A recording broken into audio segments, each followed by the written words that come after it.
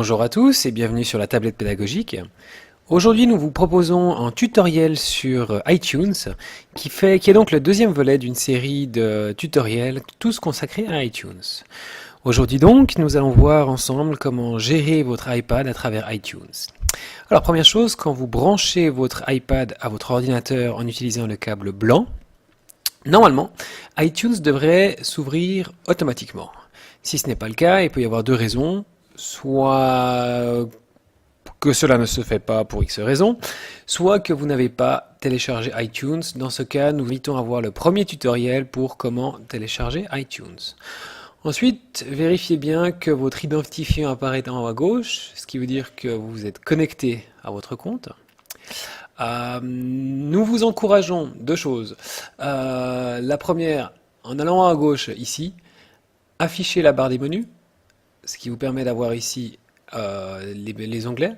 Dans l'onglet présentation, nous vous proposons d'afficher la barre latérale, ce qui va simplifier énormément la suite des choses. Dans la barre latérale ici, vous avez sur la gauche votre iPad qui devrait apparaître. Et si vous cliquez dessus,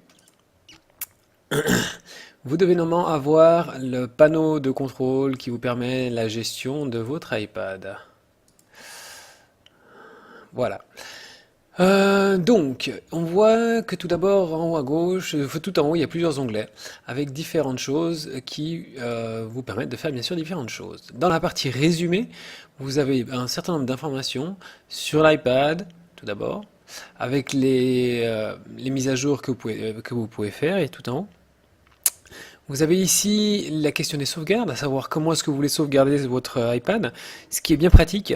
Si par exemple vous perdez votre iPad, s'il est volé ou s'il est cassé et que vous en réachetez un et en réinstallez un, la réinstallation se fera automatiquement. Vous avez toute une série d'options dont on ne va pas parler maintenant. Et puis enfin en bas, vous avez la place disponible et vous avez une vue un peu de voir comment est-ce que votre appareil est installé.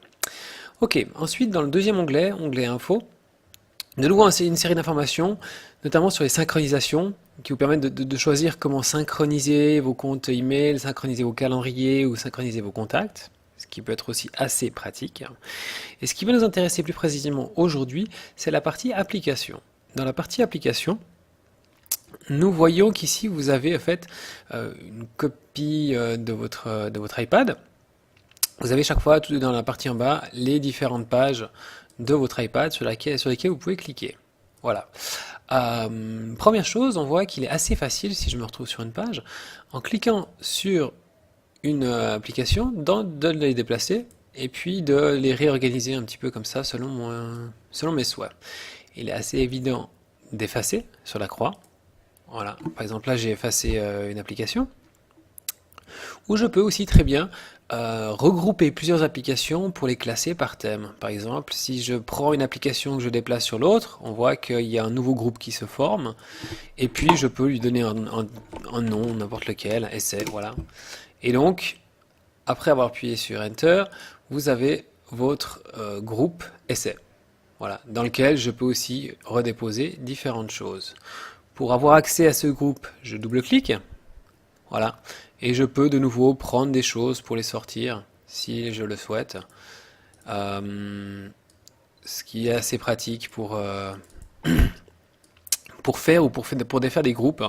Et ce qui fait qu'au final, vous avez moins de place et on s'y retrouve plus. Enfin, vous avez plus de place parce qu'on s'y retrouve mieux dans son iPad. Dernier petit truc ici. Pour passer d'une page à l'autre, c'est-à-dire que j'aimerais prendre cette application pour la déplacer sur une autre page, je clique dessus. Je vais la mettre sur une autre page tout en laissant dessus et là je peux facilement la déplacer. De même, je prends ça, je déplace et je laisse ici. Voilà. Dernière chose qu'on peut voir ici, vous avez sur la gauche toutes les applications que vous avez achetées, installées et supprimées, que vous pouvez réinstaller à souhait sans forcément les racheter puisqu'elles sont gardées en mémoire dans votre compte iTunes. Voilà, nous vous encourageons à suivre les prochains tutoriels qui parleront de transfert de données, qui parleront de plein d'autres choses. Et donc, ce sera la suite sur la tablette pédagogique. À tout bientôt. Merci de nous avoir suivis.